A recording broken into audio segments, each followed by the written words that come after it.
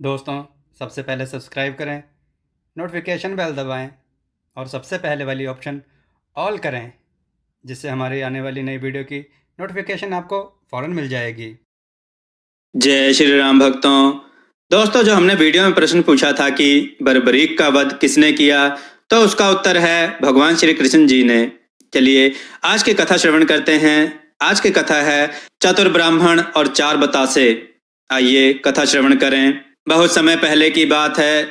किसी राज्य में एक न्यायप्रिय राजा राज करते थे। एक समय राजा का भव्य दरबार लगा हुआ था। दरबार में पड़ोसी राजा का राजपुरोहित पहुंचा। उसने परिचय दिया और आने का उद्देश्य बताते हुए कहा, महाराज, मैं तीर्थाटन से लौट रहा हूँ।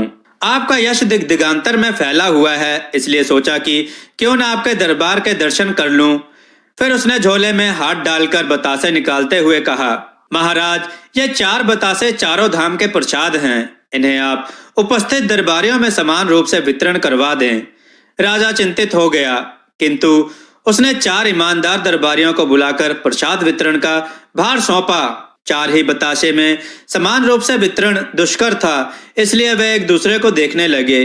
तभी उनमें से एक का ध्यान उस सभा में उपस्थित ब्राह्मण पर गया। उसने राहत की सांस लेते हुए कहा, महाराज, यह काम ब्राह्मण के हाथों अत्यंत शुभ होगा।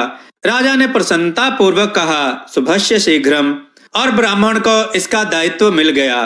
ब्राह्मण ने भी स्थिति की नजाकत भांपकर चुनौती सहर्ष स्वीकार कर ली और राजा से कहा, महाराज, मुझे सर्वप्रथम पौन बाल्टी के करीब पवित्र जल, 4 लोटे चीनी, 1 बोतल केवड़ा जल और 1 चम्मच चाहिए।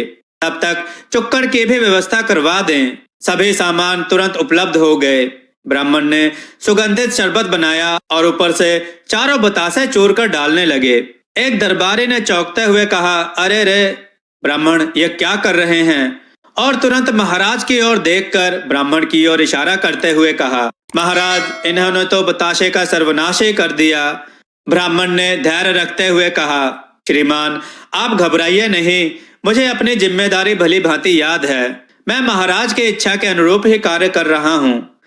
पुरोहित ने सहमति जताते हुए कहा, महाराज, प्रसाद का एक धर्म प्रसन्नता प्रदान करना है। यह कम रहे अथवा अधिक, ठोस हो या तरल, अर्थात जितना और जिस रूप में भी रहे, कोई फर्क नहीं पड़ता। दूसरी बात कि ब्राह्मण ने जो विधि अपनाई है, इससे तृप्ति भी मिलेगी। इतना ही नहीं, इसकी तासीर भी ठंडी होगी और सरलता पूर्वक समान रूप से वितरण के लिए इससे बेहतर ढंग और कोई हो ही नहीं सकता है। इसके अलावा आपकी समदर्शिता भी सिद्ध होगी। मैंने भी आज आपके दरबार का लोहा मान लिया महाराज।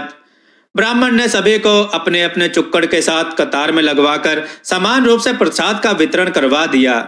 यह देखकर वहां के राजा बहुत प्रसन्न हुए। उन्होंने ब्राह्मण को ढेरों सा इनाम दिया।